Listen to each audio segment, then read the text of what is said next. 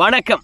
என்ன செய்தியை பார்க்க போறோம்னு கேட்டீங்கன்னா, செங்கோட்டையனுடைய மட்டமான செயல், விரட்டி அடிக்க களத்தில் இறங்கின விஜய் தொண்டர்கள், அரசியல் வாழ்க்கை அஸ்தமனமாகிறது, அதற்கான அறிகுறியும் தென்பட ஆரம்பித்து விட்டது. இதை தான் நம்ம விரிவாக பார்க்க போகிறோங்க. இது வரைக்கும் நம்ம சேனலை நீங்கள் சப்ஸ்கிரைப் பண்ணாமல் இருந்தீங்கன்னா சப்ஸ்கிரைப் பண்ணிக்கிட்டு சப்போர்ட் பண்ணுங்க. எங்கள் பகுதியில் பயங்கரமான மூடு பனி. இந்த பகுதியை பொறுத்த வரைக்கும் அண்ணாமலை கேட்டால் கூட சொல்லுவார். ஏன்னா என் அருகாமையில் தான் அவரும் வசிக்கிறாருங்க. பனி பெய்யுதுன்னா எப்போதும் பனி கொட்டி தீர்க்கும். பனிக்காலம் முழுவதும் மழை பொழியுதுன்னா மழை காலமாக இருந்தால் மழை கொட்டி தீர்க்கும். அப்பேற்பட்ட இடம் தான் இந்த இடம். அதனால் பனிக்கு பஞ்சமே இல்லை.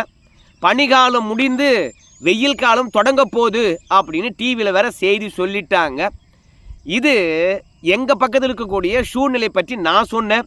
இப்போது செங்கோட்டையினுடைய மட்டமான செயலை தெரிந்து கொள்ள வேண்டும் என்றால் இந்த வீடியோவை நீங்கள் பார்க்கணுங்க.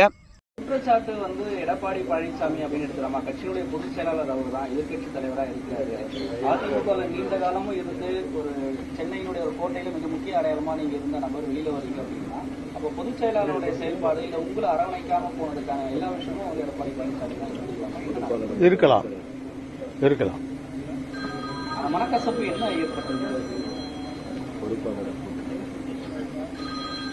மனக்கசப்புன்றது ஒரு ஒரு ஒரு நான் ஒரு 2-3 மாச காலமாக பொதுச்செயலாளருக்கு ஆளுமை இல்லைங்களா? நிச்சயமா இல்லைங்க, நிச்சயமா இல்லை. எடப்பாடி மேலதான் நீங்க வைக்கிறீங்களா? அப்ப நேரடி குற்றச்சாட்டை எடப்பாடி அவங்க மேலதான் வைக்கிறீங்க. ஆமா, அப்ப ஒரு பொதுச் செயலாளர்ன்றதுனால அவருடைய மேலதான் நான் குற்றச்சாட்டு சொல்ல முடியும். வேற யார் மேல சொல்ல முடியும்? அவருடைய செயல்பாடு சரியில்லைன்னு தான் சொல்ல முடியும். சார், இவ்வளவு நாள் கிட்டத்தட்ட ஒரு 4 ஆண்டு காலம் அவர் ஆட்சியில இருந்திருக்காரு, முதலமைச்சராக இருந்திருக்காரு.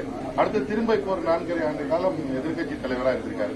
இவ்வளவு நாள் அவர் நல்லா இருக்கிற இப்போ ஒரு 10 நாள் ஒரு மாசம் கேப்ல உங்களுக்கு பிடிக்காம வர்றதுக்கான காரணம் தான் கேட்க. அதுதான் எனக்கும் தெரியும், எனக்கும் புரியல. இவ்வளவு நாள் உங்களுக்கு எனக்கும் அதான் புரியல. அது இப்ப நீங்க பத்திரிகையாளர் இருக்கீங்க, அது நீங்க சொல்லுங்க, எனக்கும் அது புரியல. இந்த வீடியோவில் இருக்கின்ற விஷயங்களை ஒவ்வொன்றா பார்க்கறதுக்கு முன்பாக இந்த விஎஸ் பாபு அவர்கள் போய் இன்னைக்கு தவேகாவில் இணைஞ்சிருக்கின்றார். இந்த விஎஸ் பாபு யாரு அப்படின்றத எனக்கு தெரிஞ்ச வரைக்கும் நான் சொல்றேங்க. அதிமுகவுக்கும் அதிமுக தலைமைக்கும் ரொம்பவே விசுவாசமா இருக்கக்கூடியவர் தான் இந்த விஎஸ் பாபு. கிணத்துல குதிடா என்றால் கிணத்துல குதிக்கக்கூடியவர் தான் இந்த விஎஸ் பாபு. எப்பேற்பட்ட அரசியல் ஆளுமை இருந்தாலும் அவங்கள எதிர்த்து நில்றான்னா அழகா நிற்பாரு. அதான் இந்த விஎஸ் பாபு அவர்களுடைய குணம். அந்த அளவுக்கு கட்சிக்கு விசுவாசமா இருக்கக்கூடியவர் தான் இந்த விஎஸ் பாபு. ஆனா இந்த விஎஸ் பாபு இப்போ தவேகாவுக்கு தாவி இருக்கிறாருங்க. இந்த விஎஸ் பாபு அவர்களை பொறுத்த வரைக்கும் திமுகவில் தான் இருந்தாரு, அதிமுகவில் எம்எல்ஏவாகவும் இருந்தாரு. இப்போ கொளத்தூர் தொகுதியில் எடப்பாடி பழனிசாமி கிட்ட சீட்டும் கேட்டாரு. அதுக்கான விருப்ப மனுவை தாக்கல் பண்ணாரு. எடப்பாடி பழனிசாமி இவரை கூப்பிட்டு நேர்காணல் பண்ணணும் அப்படின்னு ஆசைப்பட்டாரு. ஆனால் நேர்காணலுக்கு இவர் போல. இதையெல்லாம் அவரே பார்த்தீங்கன்னா சொல்லுவார் பேட்டியில். சரி, இப்போ அடுத்தது என்ன பேச போகிறோன்னு கேட்டிங்கன்னா, ஊடகத்தினுடைய நடுநிலைமை. விஎஸ் பாபு ஒரு கட்சியிலிருந்து விலகி இருக்கின்றார், இன்னொரு கட்சியில் போய் சேர்ந்திருக்கின்றார். ஸோ அந்த விஎஸ் பாபு என்ன தகவலை சொல்கிறாரோ அந்த தகவலை தான் கொண்டு போய் மக்களிடையே சேர்க்கணும். ஆனால் இந்த ஊடகவியலாளர்கள் ஒரு விஷயத்தை உண்மைக்கு புறம்பாக உருவாக்குகின்றார்கள். அப்படி என்ன பரமானந்தம் என்று தெரியல இந்த செய்தியாளர்களுக்கு. எதை உருவாக்குறாங்க அப்படின்னு பார்க்கும்பொழுது எடப்பாடி பழனிசாமி மீது நம்பிக்கையற்ற தன்மையை உருவாக்க பார்க்குறாங்க. அதனால இந்த விஎஸ் பாபு கிட்ட போய் ஏங்க கட்சி விட்டு நீங்கள் விலகினீங்க, அதுக்கு காரணம் எடப்பாடி பழனிசாமி தானே, அவருடைய செயல்பாடுகளில் உங்களுக்கு அதிருப்தி தானே அப்படின்னு முதல் செய்தியாளர் பார்த்தீங்கன்னா கேள்வி கேட்குறார். அது எந்த தொலைக்காட்சியினுடைய செய்தியாளர் என்ற விஷயமானது எனக்கு நல்லா தெரியும். பிறகு இன்னொரு செய்தியாளர் எடப்பாடி பழனிசாமிக்கு ஆளுமை இல்லை அதானுங்களே அப்படின்னு இன்னொருத்தர். மூன்றாவது ஒரு செய்தியாளர் எடப்பாடி பழனிசாமி கட்சியை சரியாக வழிநடத்தி செல்ல மாட்டார்ல, அவருடைய செயல்பாடுகள் மீது தானே உங்களுக்கு அதிருப்தி அப்படின்னு சொல்லிட்டு 3 செய்தியாளர்களும் எடப்பாடி பழனிசாமி மீது வரிசையாக குற்றச்சாட்டு அடுக்குவாங்க. இது விஎஸ் பாபு அவர்களே சொல்லியிருந்தாங்கன்னு வச்சுங்களேன், ஆமாங்க எடப்பாடி பழனிசாமி மீது தாங்க எனக்கு அதிருப்தி, அந்த ஆளுடைய செயல்பாடுகள் சரியில்லைங்க, கட்சிக்குள்ள அதனால தான் என்னால் இருக்க முடியலைங்க, நல்லா கட்சிக்காக எப்படி உழைச்சேன்னு தெரியுமா அப்படின்னு வரிசையாக எடப்பாடி பழனிசாமி மீது இவர் குற்றச்சாட்டு அடிக்கிருந்தாலும் வச்சுங்களேன், நான் ஊடகத்தை குறை சொல்ல மாட்டேன். விஎஸ் பாபு அவர்களை பொறுத்த வரைக்கும் குற்றச்சாட்டு வச்சாரு, அதை மக்களிடையே கொண்டு போய் சேர்த்தாரு, ஊடகம் அது கடமையை செஞ்சது அப்படின்னு சொல்லிட்டு நான் நினைப்பேன். ஆனால் ஊடகவியலாளர்கள் போர்வில ஊழல்வாதிகள் கரப்ட் பர்சன் வந்து இன்னைக்கு எடப்பாடி பழனிசாமி மீது ஒரு கருத்தியலை திணிக்கிறாங்க. அந்த விஎஸ் பாபே சொல்லல, எடப்பாடி பழனிசாமி மீது எனக்கு அதிருப்தி, அந்த செயல்பாடுகள் சரியில்லை, ஆளுமையே சரியில்லை அப்படின்னு அவரே சொல்லலை. ஆனால் இந்த ஊடகமானது அதை உருவாக்குது.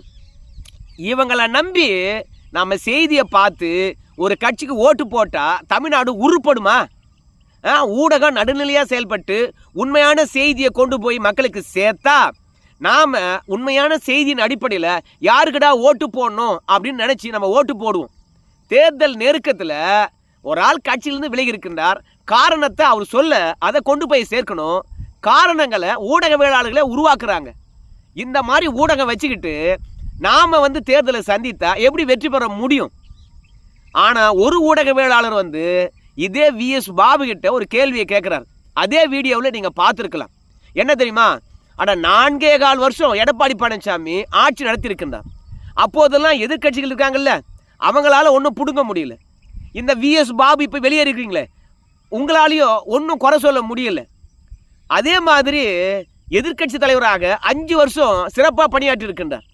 இந்த 5 வருஷம் காலத்தில் உங்களுக்கு அவர் மீது அதிருப்தியே இல்லை. ஆனால் இப்போ திடீர்னு எடப்பாடி பழனிசாமி மீது எதனால் அதிருப்தி வந்தது சொல்லு அப்படின்னு கேட்குறாங்க இந்த விஎஸ் பாபு கிட்ட. அவர் என்ன சொல்கிறான்னு கேட்டிங்கன்னா, எனக்கு ஒரு 3 மாதம் இல்லை 2 மாதம் தாவா அதிருப்தி அப்படிங்கிறார். அதாங்க எதனால் அதிருப்தி அப்படின்னு கேட்கும்போது அதானே எனக்கு தெரியல. கட்சி விட்டு விலகி இருக்கிறாரு, ஆனால் அதிமுக மீதும் எடப்பாடி பழனிசாமி மீதும் அதிருப்திங்கிறாரு. எதனால் அதிருப்தி அப்படின்னு சொல்ல மாட்டுறாரு. உடனடியாக செய்தியாளர்கள் ஒட்டுமொத்த பேரும் சிரிச்சிடுவாங்க. ஹடா போடா மக்கு பயலே, நாங்கள் காரணத்தை உனக்கு சொல்லி கொடுத்தோம் இந்த மாதிரி பேசுகிறான்னு. அப்படியும் பேச தெரியல. அதுக்கப்புறம் ஒரு சிலர் வந்து ஆளுமை சரியில்லை எடப்பாடிக்கு அப்படின்னு சொன்னாங்க.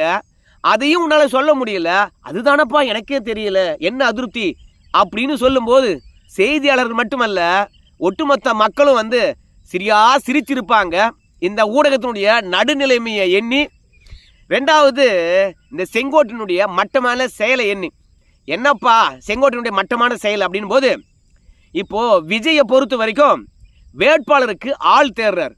விருப்ப மனுவும் விநியோகம் பண்ணார். 10,000 பேர் வந்து முதல் நாளில் கொடுத்தாங்க. 2வது நாள்லாம் ஆன்லைன் மூலமாக எல்லாம் பண்ணிக்கலாம்பா சரியா அப்படின்னு சொன்னார். ஏன்னா நம்ம விஜய் வாழ்கின்ற இடத்துல சுற்று வட்டாரத்தில் இருக்கக்கூடிய ஒட்டுமொத்த மக்களும் இவங்க வரதுனால அந்த இடமே தூய்மையற்றதாக மாறி போயிடுது, யாரும் போகிறதுக்கு வரதுக்கு வழியே இல்லாமல் போயிடுது. அதனால் இட நெருக்கடி காரணமாக வேணாம் அப்படின்னாங்க. சரி, அதுவும் விட்டுட்டாரு. ஆன்லைன் மூலமாக விருப்ப மனு வாங்கிட்டு இருக்கார். ஆனால் விருப்ப மனு வாங்கினாலும் விருப்ப மனு கொடுக்குறவங்க அத்தனை பேரையும் வேட்பாளராக நிறுத்த முடியாது. அதிமுக திமுகக்கு இணையாக அனுபவசாலிகளாக இருக்கணும், இல்லையா ஆயிரக்கணக்கில் பணம் வச்சுருக்கணும். எதுவுமே இல்லாத வெறுமனே விஜய் மீது இருக்கக்கூடிய ஈர்ப்பு காரணமாக எல்லாரும் விருப்ப மனு கொடுத்தா எல்லாரையும் வேட்பாளரை ஆக்கிட முடியுமா? அது களத்தில் வாக்கு வங்கியாவது வாங்கிறதுக்கு உதவுமா? ஏன்னா வெற்றி பெறுமோ இல்லையோ விஜய் வந்து ஒரு கணிசமான வாக்கை பெற வேண்டும், 3வது இடத்துக்காவது வரணும், அசத்தலாக இருக்கணும் வாக்கு வங்கி. அதற்காக என்ன பண்ணுவார் தெரியுமா? மாற்று கட்சியில் இருக்கக்கூடியவங்களை அழைத்து அவங்களுக்கான வாய்ப்பை கொடுப்பார். அதற்காக களமிறக்கப்பட்டவர்கள் தான் 2 பேர். ஒருத்தர் நம்முடைய செங்கோட்டையன். ஏன்னா எதிர்கட்சியாக இருக்கிறாங்க இல்லையா, அவங்க கிட்ட தான் நிறைய பேரும் அதிருப்தியாளர் இருப்பாங்க. ஆளுங்கட்சிங்கிட்ட வந்து பார்த்தீங்கன்னா அதிருப்தியாளர் இருந்தாலும் அந்த கட்சி விட்டு வரமாட்டாங்க. காரணம் ஆளுங்கட்சியாக இருப்பதனால அதை பயன்படுத்தி 4 காசு சம்பாரிச்சுக்கிட்டு இருப்பாங்க. ஆட்சி முடிஞ்சு அவங்க தோல்வி அடைஞ்சாங்கன்னா அந்த கட்சியிலும் நிறைய பேர் அதிருப்தியாளர் இருப்பாங்க. அதனால் அதிமுக இப்போ எதிர்கட்சியாக இருப்பதனால நிறைய பேர் அதிருப்தியில் இருப்பாங்க. அவங்கெல்லாம் தேடி பிடிச்சி தவேகாவுக்கு கொண்டு வர்றது. அந்த மாதிரி அதிருப்தியில் இருக்கிறவங்கள கண்டுபிடிச்சி நீங்கள் தவேக்கா கொண்டு வந்தால் தப்பு கிடையாது, உரிய மரியாதை கிடையாது, முக்கியத்துவம் கிடையாது அப்படின்னு சொல்லி புலம்புறாங்கல்ல, அவங்கெல்லாம் தேடி பிடிச்சி கொண்டு வந்தால் பரவாயில்ல, நான் இல்லைன்னு சொல்லலை. ஆனால் விஎஸ் பாபுலாம் போட்டி போடுறதுக்கு விருப்ப மனு கொடுத்தவனெல்லாம் போய் நமக்கு கொளத்தூர் வடசென்னை பக்கத்தில் அரசியல் செய்ய ஆளே இல்லை. விஎஸ் பாபு திமுகவில் இருந்திருக்கிறான், அதிமுகவில் இருந்திருக்கிறான். அதனால விஎஸ் பாபு கிட்ட பேசி பார்க்கலாம் அப்படின்னு சொல்லிட்டு செங்கோட்டையன் களத்தில் இறங்கி விஎஸ் பாபுடைய மனசை 2 மாசமா கரைக்கிறார். ஸோ எதிர்கட்சியாக இருக்கின்ற போது அதிகமாக செலவு செஞ்சுருப்பாங்க இல்லையா, அப்போ கையில் காசும் இருக்காது. ஸோ இப்போ சென்னையில் வேற போட்டி போட போகிறாங்க. சென்னை என்பது திமுக கோட்டை, ஆனால் வெற்றி பெறதுக்கு காசு தான் முக்கியம். அப்போது விஎஸ் பாபு எதை எதிர்பார்த்து காத்திருப்பார்? காசை எதிர்பார்த்து தான் காத்திருப்பார். ஸோ விஎஸ் பாபு பொறுத்த வரைக்கும் எனக்கு காசு இல்லைப்பா அப்படின்னு. காசு தானே உனக்கு பிரச்சனை, நான் அனுப்புகிறேன் ஆள், கவலைப்படாத அப்படின்னு சொல்லிட்டு நம்முடைய ஆதவ அர்ஜுனா அவர்களை விஎஸ் பாபு கிட்ட பேசுறதுக்காக அனுப்புகிறார். நம்ம ஆதவ அர்ஜுனா 2 மாசமாக பேரம் பேசுகிறார். நீ தவேக்காக வரதா இருந்தா எவ்வளவு வேணும் அப்படின்னு. உடனே விஎஸ் பாபு பொறுத்த வரைக்கும் ஒரு குறிப்பிட்ட அமௌண்ட் ஓகே அப்படின்னு சொல்லிட்டு இப்போ திடீர்னு தவேக்காவில் இணைஞ்சிருக்கின்றார் இந்த விஎஸ் பாபு. இந்த மாதிரி ஆள் பிடிக்கின்ற வேலை தான் விஜய் தொண்டர்கள் மற்றும் நிர்வாகிகளிடத்துல பெரிய அதிருப்தியை தந்திருக்கிறது. இப்போ விஜயுடைய ரசிகர்களும் தொண்டர்களும் தேர்தலில் போட்டியிடுவதற்கு போட்டி போட்டுக்கொண்டு விருப்பு மனு கொடுக்குறாங்க. ஏன் விருப்பு மனு கொடுக்குறாங்க? நம்ம வெற்றி பெறுகின்றோமோ இல்லை தோல்வி அடைகின்றோமோ, நம்மளை பொறுத்த வரைக்கும் தேர்தலில் நின்னோம்னு வச்சுங்களேன், மக்களிடையே அறிமுகமாகும். மக்களிடையே அறிமுகமாகின்ற பொழுது அந்த பகுதியினுடைய தலைவராக உயர்வோம். ஸோ தொண்டராகவே எப்போதும் உழைக்கணுமா, இல்லை நிர்வாகியாகவே கிடக்கணுமா? அடுத்த கட்ட தலைவராக வளர வேண்டும் என்றால் நம்ம தேர்தலில் போட்டியிட்டால் மட்டும்தான் அடுத்த கட்ட தலைவராகவே வளர முடியும். அந்த தொகுதியிலாவது வளர முடியும், இல்லை அந்த மாவட்டத்திலேயாவது வளர முடியும்.